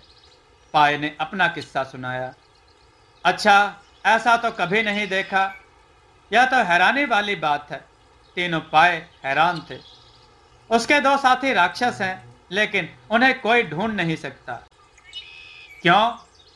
मैं जब उड़कर आ रहा था तो मैंने देखा कि एक शेर सुनसान नगर में घूम रहा था। वह बाबा उसी शेर के ऊपर बैठा हुआ था। यह आश्चर्य देखकर मैं उसके पीछे लग गया। मैंने देखा कि नगर में घूमकर फिर वह जंगल में गया। मेरे देखते ही देखते वह बेहद जंगल में एक कुएं में कूद गया। वहां भी कोई साधारण इंसान नहीं पहुंच सकता और ना ही कोई साधारण इंसान उससे लड़ सकता है। उसके लिए बड़ी ताकत और जादू चाहिए। जिसके पास जादुई चारपाई होगी वह वहां जा सकता है। थोड़ी देर बाद सभी पाए शांत पड़ गए। अब यह चारपाई सामान्य थी। चिड़िया चहकने लगी थी। राजा उठ गया। उसने उठकर स्नान किया, पूजा की थाली सजाई। तब तक मंत्री भी आ गया। मंत्री का नियम था कि रोज राजा के साथ मंदिर को जाता था। राजा ने पूजा की थाली अपने ही हाथों में ले ली और मंत्री को जल का कलश थमा दिया। मंदिर के सामने पहुंचकर राजा ने पूजा की थाली मंत्री अपने साथ चल रहे एक दास को थमाई और मंत्री से जल का कलश ले लिया।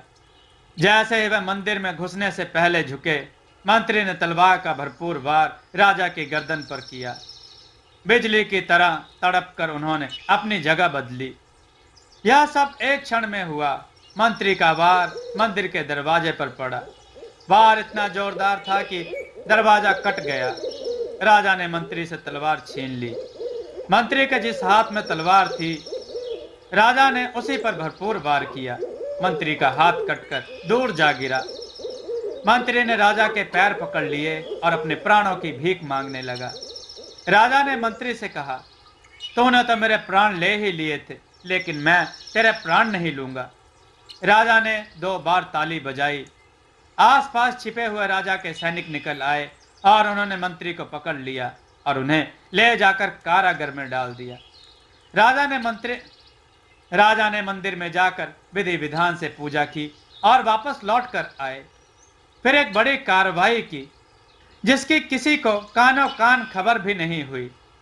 मंत्री के यहाँ उत्सव के बहाने षड्यंत्र में जितने भी सामंतों और सेनापति ने भाग लिया था, उनके घर पर सैनिकों के दल ने जाकर उनको गिरफ्तार कर लिया और उन सबको कारागार में डाल दिया। इस तरह से एक बड़ा षड्यंत्र असफल हो गया। उनकी जगह राजा ने नए सेनापति और नए सामंतों की नियुक्ति कर दी। नया मंत्री भी बना लिया। 4 पाई के पाए की बात सच निकली थी। राजा की जान बच गई। जब एक पाए की बात सच हुई तो दूसरे पाए की बात झूठ निकलने का प्रश्न ही नहीं उठता था। आज रात नागिन राजा को काटने वाली थी। राजा ने घोषणा करवा दी कि इस राज्य में जितने भी बाग बगीचे उपवन हैं और रास्ते हैं, सभी का झाड़ झंखाड़ साफ कर दिया जाए। वहां से महल की तरफ आने वाले रास्ते को साफ करके उन पर केवड़े के सुगंधित जल का छिड़काव किया जाए। किनारे किनारे दूध से भरे पात्र रख दिए जाएं। फूलों से रास्ते को सजा दिया जाए और मेरे महल के सामने बड़ा सा सुगंधित दूध का पात्र रख दिया जाए। राजा की आज्ञा का पालन हुआ। नगर में सभी रास्तों पर केवड़े से सुगंधित जल का छिड़काव किया गया। फूलों से रास्ते को सजा दिया गया और रास्ते पर थोड़ी थोड़ी दूर पर दूध के भरे हुए पात्र रखे गए। पूरा दिन बीत गया था। रात के पहले पहर में नागिन अपने बिल से निकली। बहुत दिनों से वह शोक में पड़ी हुई थी। वह कभी बाहर नहीं निकली थी। आज उसके बच्चों ने आकर उसको सूचना दी थी कि माँ, आज हमने खूब दूध पिया है। जी भरकर रास्तों पर हम खेले हैं। माँ, आप उस राजा को काटने मत जाना। हमने इतना अच्छा दूध पिया है कि मन खुश हो गया है। क्या बकते हो? नागिन फुफकारते हुए बोली। हम ठीक कहते हैं माँ।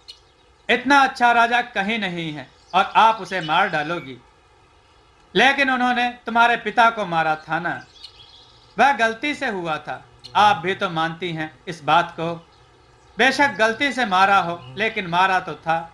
मैं बिना काटे नहीं मानूंगी। नागिन फुफकारती हुई अपने बिल से निकली। बाहर निकलते ही उसने देखा साफ सुथरे रास्ते खुशबू से महक रहे हैं। इत्र और केवड़े की सुगंध नागिन को मदहोश कर रही थी। वह उधर उधर लौटती हुई जाती, जिधर को भी करवट बदलती, उधर से ही गुलाब की पंखुड़ियां उसके नीचे आ जाती। उसे बहुत ही अच्छा लग रहा था। थोड़ी थोड़ी दूरी पर वह सुगंधित दूध पीती जाती थी।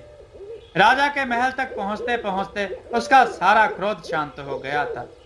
उसे भूख भी लग आई थी। महल के दरवाजे पर ही ढेर सारा दूध रखा हुआ था, जो उसने जी भरकर पिया और मन में सोचने लगी, इतने दिनों से मैं बिल में पड़ी रहती थी, मेरे बच्चों का पालन पोषण होता रहा। अगर राजा को ऐसे ही मारना होता तो मेरे बच्चे सुरक्षित क्यों होते। जिस राजा को मेरा इतना ख्याल है कि मैं उसे काटने आ रही हूं, तब भी उसने मेरा ऐसा स्वागत किया है, तो वह अपनी पूरी प्रजा के साथ कितना अच्छा व्यवहार करता होगा। और मैं ऐसे राजा को खत्म करने जा रही हूं। नहीं, मैं कभी ऐसा नहीं करूंगी, लेकिन मैं उसको देखने जाऊंगी जरूर, और मैं अपना प्रण पूरा करूंगी। उसे मैं नहीं तोड़ सकती। वह महल की ड्योढ़ी पार करके राजा के शयन कक्ष में पहुंची। रास्ते में जिसने भी उसे देखा कुछ नहीं कहा, क्योंकि राजा का आदेश था कि नागिन आए तो उसे कोई मारेगा नहीं। राजा ने उसे आते देखा तो उसे हाथ जोड़कर प्रणाम किया और कहा, मुझे नहीं पता था कि किस समय और कैसे आपके पति की हत्या मुझसे हुई है, लेकिन मैं उसके लिए प्रायश्चित करूंगा। मैं क्षमा मांगता हूं, लेकिन फिर भी अगर आप मेरे प्राणों को लेकर ही प्रसन्न हैं, तो फिर लीजिए, मुझे काट लीजिए। राजा ने अपना पैर आगे कर दिया। नागिन फुफकारती ही आगे बढ़ी। उसने अपना फन जोर से राजा के पैरों में पटक दिया, लेकिन उसका मुंह बंद था। उसने राजा को काटा नहीं, प्रणाम करके लौट गई और कहती गई, राजा, और कहती गई, राजा, तू शतायु हो जा और प्रजा का भला कर। राजा की जान बच गई थी और साथ ही उसे 100 बरस की उम्र जीने का वरदान भी मिल गया था। अब उसने पूरे राज्य में डुगडुगी पिटवा दी कि जिसके पास जादुई चारपाई हो, जो हाथियों की तरह ताकत रखने वाला हो, जिसके अंदर पवन का सा वेग हो, जिसके अंदर वजन ढोने का दम हो, जिसके अंदर सर्व कलाएं मौजूद हो, वह राजा के पास आए और राजकुमार राजकुमारी को मुक्त करवाए। दूसरा काम, बसंत नगर को राक्षसों के चुंगल से बचाए। उन्हें बहुत बड़ी धनराशि मिलेगी, और जो राजकुमारी मुक्ता को वापस लाएगा तो उसी से उसका विवाह होगा।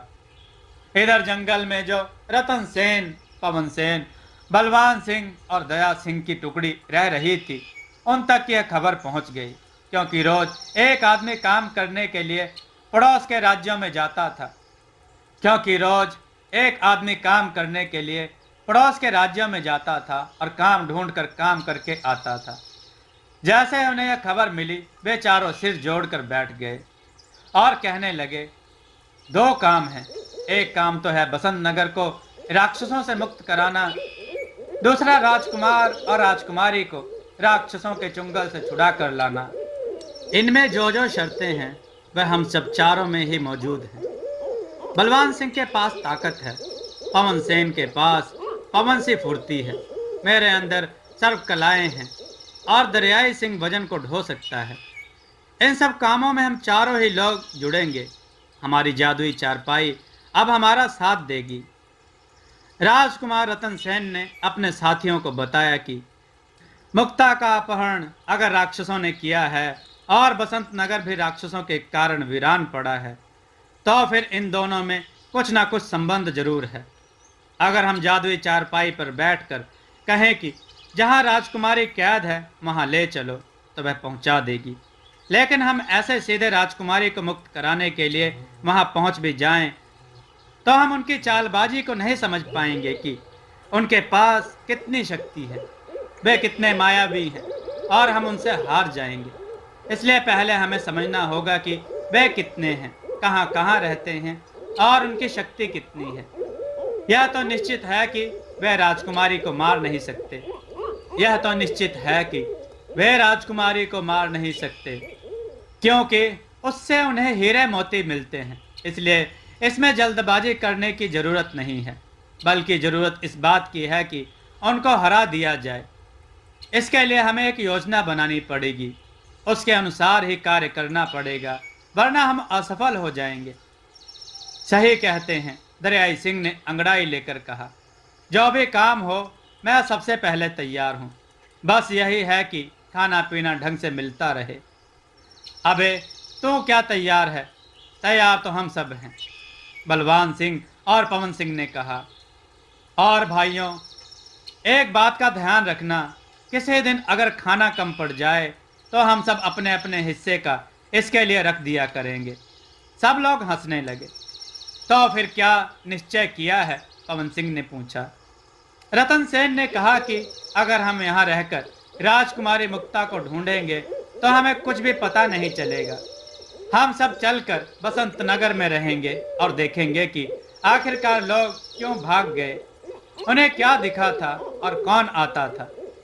जब हम रहेंगे तो हमको देखकर जो भी बला है वह जरूर आएगी और हमें उसके माध्यम से पता चलेगा कि यह नगर क्यों खाली हुआ है, और उन राक्षसों के बारे में भी कुछ ना कुछ पता चलेगा, और इनका कुछ ना कुछ संबंध राजकुमारी मुक्ता से जरूर होगा, क्योंकि यह दोनों ही घटनाएं बसंत नगर से जुड़ी हैं। दरियाई सिंह ने कहा। यही बात तो मैं पहले से ही कह रहा था। इतने दिनों तक मैं वहां रहता तो अब तक अच्छे अच्छे माल खा खा कर मोटा हो गया होता, तो अब और मोटे हो जाना। अभी तो कौन सा दुबला है? बलवान सिंह ने उसकी बाह को नापते हुए कहा। अमन ने उसे चिढ़ाया। खा खा कर हाथी जैसा तो हो रहा है, लेकिन वह दरियाई सिंह था। अगर उस पर कुछ कहने का प्रभाव पड़ता तो फिर दरियाई सिंह कैसा। सबने अपना अपना सामान बांध लिया। आज चारपाई की परीक्षा भी होनी थी। निश्चित किया गया कि पहले पवन सेन घोड़े पर बैठकर बसंत नगर जाएगा और बाकी 3 लोग अपना सामान लेकर चारपाई से पहुंचेंगे। पवन सेन को जरूरी सामान देकर घोड़े पर बिठा दिया। वह बसंत नगर के लिए रवाना हो गया। उससे कहा गया, जो तुम्हें सबसे अच्छा घर दिखे वहीं पर पहुंचना। ठीक है कहकर पवन सेन वहां से रवाना हो गया। जब अंदाजा लग गया कि पवन सेन बसंत नगर पहुंचने ही वाला होगा, तीनों दोस्त चारपाई पर बैठ गए। चारपाई को रतन सेन ने आदेश दिया, चारपाई बसंत नगर में सबसे अच्छे मकान में ले चलो। बड़े आश्चर्य से उन्होंने देखा कि चारपाई धीरे धीरे ऊपर उठी और आसमान में उड़ने लगी। खुले आसमान में चारपाई पर बैठकर तीनों लोग उड़े जा रहे थे। जंगल में होकर जैसे ही नगर से निकले, सभी निवासी देखकर आश्चर्य करने लगे। ऐसी अजूबी चीज उन्होंने आज तक नहीं देखी थी। थोड़ी देर बाद वे बसंत नगर के एक आलीशान भवन में थे। जादुई चारपाई ने उन्हें भवन के सुंदर संगमरमर के आंगन में उतारा था। पवन सेन पहले ही आ गया था। उन लोगों ने वहां अपना अड्डा जमा दिया। पूरे घर में कोई कमी नहीं थी, सब सामान भरा हुआ था। दरियाई सिंह आराम से भोजन करने के लिए बैठ गया। तीनों दोस्त नगर घूमने के लिए निकल गए।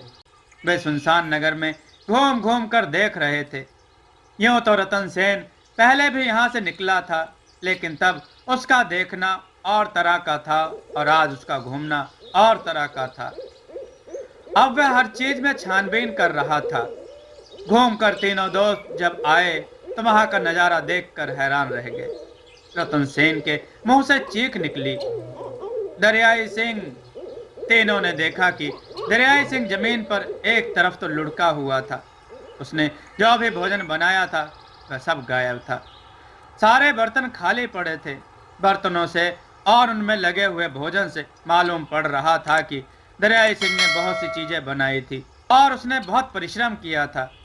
कई बर्तनों में अलग अलग भोजन सामग्री बची खुची पड़ी थी। देखने से लग रहा था कि काफी संघर्ष हुआ हो। छीना झपटी के निशान भी मिल रहे थे। पानी फैला हुआ था। सब सामान तितर बितर और बिखरा हुआ था।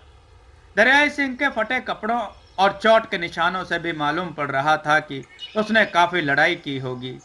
रतन सेन ने दरियाई सिंह को हिलाया डुलाया, लेकिन उसे होश नहीं था। बलवान सिंह ने दरियाई सिंह के चेहरे पर पानी के छींटे मारे तो वह होश में आ गया और उठकर बैठ गया। उसने इधर उधर फटी फटी आंखों से देखा और उसके मुंह से डरी हुई आवाज निकली, वह कहाँ गया? कौन? वही दाढ़ी वाला बाबा। क्यों, क्या हुआ? सब कुछ साफ साफ बताओ, कौन आया था यहाँ? तीनों ने पूछा। दरियाई सिंह ने भयभीत निगाहों से दरवाजे की तरफ देखकर कहा।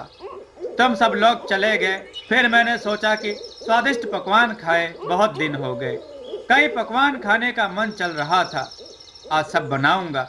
तो मैंने सारा सामान इकट्ठा करके धीरे धीरे बनाना शुरू किया। भोजन बनाने का तो मुझे शौक है ही, इसलिए आज बहुत सारी चीजें बनाकर तुम सब लोगों को चौंकाना चाहता था। इसलिए जो भी खाना बनाता जाता था मैं किनारे पर रखता जाता था। जब सारा खाना बन गया तो तुम लोग तो जानते ही हो कि मेरे तड़के में कितनी खासियत है। दाल में मैंने जैसे ही तड़का लगाया कि उसको खुशबू फैल गई। मैंने देखा खुशबू सूंघता सूंघता एक बाबा आ गया है। वह शेर पर बैठा हुआ था। आते ही कूद कर शेर पर से उतरा और बोला, जो भी बनाया है मुझे खाने को दे। मैंने कहा, यह भोजन कितनी मेहनत से बनाया है, तुझे क्यों दूं? इस पर वह नाराज हो गया और वह अपने आप आकर स्वयं ही लेने लगा, तो मैंने उसे रोका। मैंने सोचा था यह एक बलिष्ठ का है, अभी मैं इसे धूल चटा देता हूं। मैंने उसके घूसा मारा, तभी चमत्कार हो गया। उसने मुझे उठाकर 2-3 बार पटका तो मुझे लगा मेरे प्राण निकल जाएंगे। मुझे फिर कुछ होश ही नहीं रहा और बाकी तो तुम देख ही रहे हो। मैंने बेहोश होते होते देखा कि उसने सारा बनाया हुआ भोजन चट कर लिया है और कुछ नहीं छोड़ा। बस बलवान सिंह नाराज हो गया और बोला, खाली बातें ही करता रहता था, अब उससे हार गया। अब तेरा वजन ढोने का और ताकत दिखाने का मंत्र कहाँ गया जिसे तू हर समय जपता रहता था? मैं होता तो उसे ऐसा धुनता कि वह सारी उम्र याद रखता। तेरी तो उसने दशा खराब कर दी। पवन सेन ने कहा, मैं होता तो उसकी टांग पकड़कर हवा में घुमाकर इतनी जोर से फेंकता कि वह 10 कोस पर जाकर गिरता। अब पता चल गया कि तो केवल बातों के बतासे फोड़ता है, तुझसे तो चींटी भी नहीं हारेगी। मुझे तो लगता है कि तूने डर के मारे खुद ही खाना खिलाया होगा दाढ़ी वाले बाबा को, और वह जाते जाते तेरी आवभगत से खुश होकर दक्षिणा में तुझे धुन कर चला गया। दोनों को हंसते देखकर दरियाई सिंह बहुत नाराज हो गया। यह देखकर रतन सेन ने बलवान और पवन को रोककर कहा कि उसका मजाक ना उड़ाएं। तुम बहुत बलवान हो, कल उसे जीत कर दिखाना, तब बात करना। दरियाई ने क्षुब्ध होकर कहा। कहते कहते दरियाई सिंह चुप हो गया। वह कुछ और भी बताने वाला था, लेकिन अब उसने नहीं बताया और मन ही मन बोला, बच्चू तुम भी कल देख तो लो। फिर उसे फिर खाने की याद आई। वह बैठकर रोने कांकने लगा। हाय हाय मेरे पकवान, आते सुलग रही हैं। मैं लुट गया, बर्बाद हो गया, अब मैं क्या करूं? नाश हो जाए दाढ़ी वाले बाबा का। उसके इस तरह रोने पर सब जोर जोर से हंसने लगे। इस बात पर दरियाई बहुत चिढ़ गया। वह वहीं पर तख्त पर आराम से लेट गया और बोला, खा लो अब तुम सब पकवान, मैं भूख का कच्चा हूं, उसी का मजाक बनाते हो। थोड़ी देर तक तो वह चुपचाप लेटा रहा, फिर उससे नहीं रहा गया तो उठा और एक कमंडल भर पानी में चीनी डाल दी और शरबत बनाया। सबको देकर भीगी पलकों से बोला, अब तुमको पिलाए बिना शरबत भी पी नहीं सकता। दोस्त हो मेरे, वरना जी तो यही चाहता था कि तुम्हें ऐसे ही रखा जाए। मुझे तो रोना आ रहा है। हाय मेरे पकवान। शरबत पीकर उसे थोड़ी तसल्ली हुई। रतन ने कहा, दरियाई आज तुम कुछ मत करो और हम लोगों को भी कुछ मत बताओ। देखो हम बनाते हैं आज भोजन। बलवान ने कहा, और तुमसे अच्छा बनाएंगे। पवन भी पीछे नहीं रहा। वह दरियाई को चिढ़ाते हुए कहने लगा, आज तो उंगलियां चाटता रह जाएगा। उसके बाद तीनों खाना बनाने के लिए जुट गए। दरियाई सिंह देखता रहा। अचानक दरियाई कूद कर तख्त से उतरा और चीखा, क्या कर रहे हो यह? ऐसे तो यह सारा भोजन बेकार हो जाएगा। सब कुछ उलट पुलट कर रहे हो, हटो यहां से। और वह खुद ही बैठ गया। बलवान बोला, यह तुम क्या कर रहे हो? तुम क्यों कूद कर बैठ गए? यह क्या कर रहे हो? बलवान की नकल उतारते हुए दरियाई ने कहा, सबसे पहले तो मुझे ही खाना है। यह तुम्हारा कूड़ा करकट कौन खा लेगा? फिर से माहौल सामान्य हो गया। दरियाई ने फिर से भोजन बनाया और सब लोगों ने खाया। अगले दिन बलवान घर पर रहा। बाकी तीनों लोग घूमने के लिए निकले। पूरा नगर घूमकर जब लौटे तो उन्होंने देखा कि बलवान भोजन बनाए हुए बैठा है और मुस्कुरा रहा है। बड़े गर्व से उन्हें देखकर वह बोला, आओ सब लोग हाथ पैर धोकर बैठो, भोजन तैयार है। यह देखकर दरियाई का मुंह उतर गया। सब लोग हंसते मुस्कुराते खाना खाने बैठे। जैसे ही पहला कौर खाया तो बोले, यह कैसा भोजन है? यह तो लगता है बिल्कुल पानी में धोकर रख दिया है। ना इसमें कुछ तेल है, ना मसाला है, ना नमक है। यह क्या है? अब दरियाई को हंसी आई। वह खिखी करके हंसने लगा। उसे हंसते देखकर बलवान का पारा चढ़ गया। वह तमक कर बोला, तो क्या सोचता है कि मैं दाढ़ी वाले बाबा से हार गया? यह सुनकर सब जोर से हंस पड़े। पवन ने कहा, इसे कहते हैं चोर की दाढ़ी में तिनका। यह तो किसी ने कहा ही नहीं। यहाँ सो खाने की बात हो रही है, इसमें कोई स्वाद ही नहीं है। बलवान चिढ़ गया। उसने कहा, मैं ऐसा ही खाना बना पाया हूँ। वह किसी के गले नहीं उतरा। फिर दरियाई सिंह ही खिचड़ी बनाने बैठा। उसने खिचड़ी बनाई जो सभी दोस्तों ने मिलकर खाई। फिर वे अपने दिन भर के अनुभव सुनाने लगे। पूरे दिन नगर में घूम घूम कर उन्होंने क्या क्या देखा ये सुनाने लगे। फिर बलवान से उन्होंने पूछा, लेकिन बलवान ने अपनी बहादुरी के किस्से सुनाए और कुछ भी नहीं बताया। फिर सब दोस्त सो गए। दूसरे दिन पवन सेन को घर पर रहना था और बाकी लोगों को नगर में घूमना था। अभी तक नगर में 2 दिन घूमते हो गए थे। हर जगह एक ही कहानी नजर आती थी कि सब लोग जैसे नगर छोड़कर चले गए थे। तो उस स्थिति को देखकर ऐसा लगता था कि जैसे किसी आतंक के कारण लोग वापस आना नहीं चाहते हैं। 1-2 दिन और देख लेते हैं, उसके बाद उसका कुछ निष्कर्ष निकलेगा। पवन सेन ने कहा, आज तुम सब लोग जाओ और बड़ी बारीकी से छानबीन करना। कुछ ना कुछ सुराग तो हमें जरूर मिलेगा ही। उसके बाद फिर हम जंगलों का रुख करेंगे, वहां छानबीन करेंगे। सभी दोस्त नगर भ्रमण के लिए निकल गए और पवन सेन रह गया। पवन सेन ने बहुत विधि विधान से धीरे धीरे कई पकवान बनाए और अभी वह निपट ही पाया था कि तभी शेर के गरजने की आवाज आई। उसने दरवाजे बंद कर रखे थे, लेकिन दरवाजे पर एक कसकर लात पड़ी। दरवाजा खुल गया। उसने देखा शेर के ऊपर दाढ़ी वाला बाबा घर के अंदर आ रहा है। पवन सेन ने दाढ़ी वाले बाबा की एक बलिष्ठ की आकृति और 1.5 बलिष्ठ की दाढ़ी को देखा तो वह व्यंग से मुस्कुराया और उसने मन में सोचा, अभी इसे उठाकर पटकता हूँ। दाढ़ी बाबा शेर से कूदकर उतरा और पवन सिंह से बोला, बहुत अच्छी खुशबू आ रही है। लगता है तूने बहुत अच्छा भोजन बनाया है। अच्छा भोजन मेरी कमजोरी है। देख नहीं रहा तू, पूरा नगर सुनसान पड़ा है। यह सब मेरे कारण है। जो भी बनाया हो जल्दी से ला, बहुत जोर की भूख लगी है। बाबा की ऐसी बात सुनकर पवन सिंह तिलमिला उठा।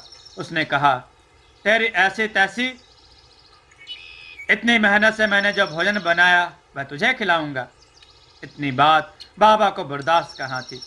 गुस्से से उसकी दाढ़ी फड़फड़ाने लगी। उसने हवा में छलांग लगाई और वह बड़ी फुर्ती से शेर से उतरा और भोजन की तरफ बढ़ा। यह देखकर पवन सिंह गुस्से से लाल पीला हुआ। वह बाबा को रोकने के लिए आगे बढ़ा। तब तक बाबा ने खाना निकाल लिया था। पवन सिंह ने उसे मारना चाहा, लेकिन बिजली की फुर्ती से बाबा ने जब पवन को उठा कर पटका, पवन सिंह दूर जाकर गिरा। पवन सेन उठकर बैठा और आंखें फाड़ फाड़ कर देखने लगा। जिसे वह मामूली चींटी समझ रहा था, वह तो गजब की फुर्ती और असीम शक्ति का स्वामी था। पवन सेन की फुर्ती उसके आगे फीकी पड़ गई थी। पवन सेन फिर से उसे मारने के लिए दौड़ा, लेकिन उसने देखा कि दाढ़ी बाबा का आकार बढ़ने लगा है। धीरे धीरे उसका आकार इतना बढ़ा कि वह पवन सेन से भी ऊंचा हो गया। उसने पवन सेन को बहुत मारा पीटा और जितना भी भोजन रखा था वह सब चट करके वहां से चला गया।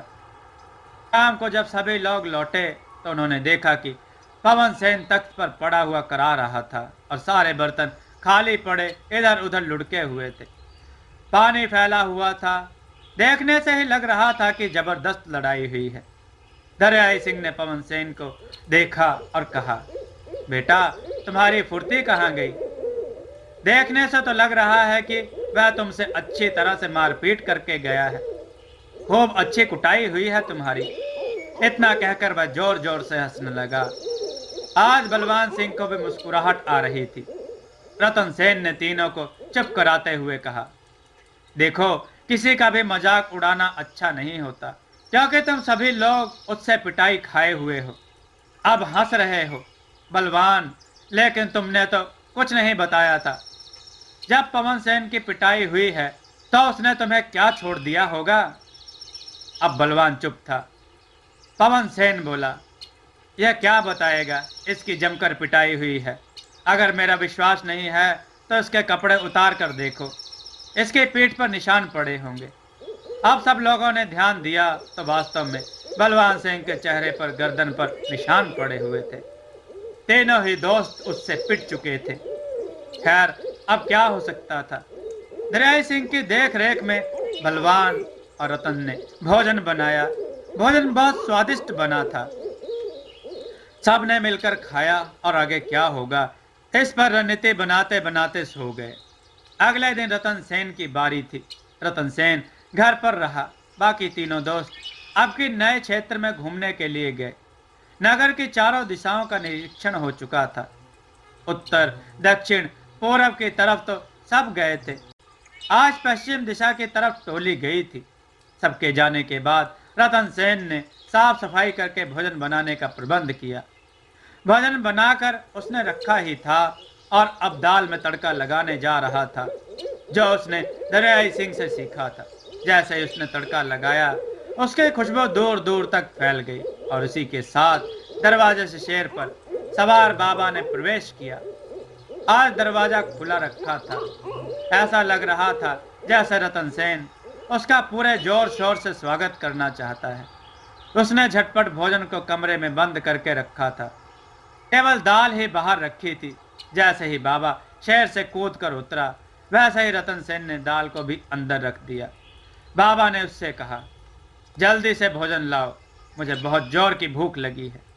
यह कमबख्त दाल का तड़का मुझे परेशान कर रहा है।